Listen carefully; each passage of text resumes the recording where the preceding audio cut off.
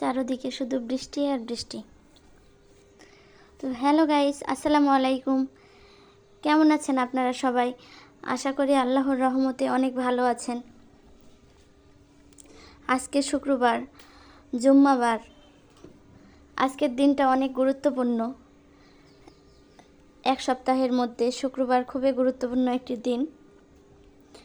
আজকের দিনে আমরা সকলে বেশি বেশি করে দরুদ শরীফ পাঠ করার চেষ্টা করব। আর অবশ্যই চেষ্টা করব সূরা কাহাফ তিলাওয়াত করার কিংবা শোনার। যতই ব্যস্ততা থাকুক, মানুষের জীবন বলতেই ব্যস্ততা থাকবেই অবশ্যই। এই ব্যস্ততার মধ্যেই অবশ্যই আমাদের আল্লাহ তাআলার নির্দেশনা পথে চলতে হবে। তাই আপনারা বেশি বেশি করে সূরা কাহাফ তিলাওয়াত করবেন, কিংবা তিলাওয়াত করতে না পারলেও অবশ্যই ইউটিউবে তা শুনবেন। আসেন আমরা 5 ওয়াক্ত সালাত কায়েম করি, আল্লাহর পথে চলি। ভিডিওটি যদি ভালো লাগে অবশ্যই লাইক, কমেন্টস এবং শেয়ার করবেন। আসসালামু আলাইকুম।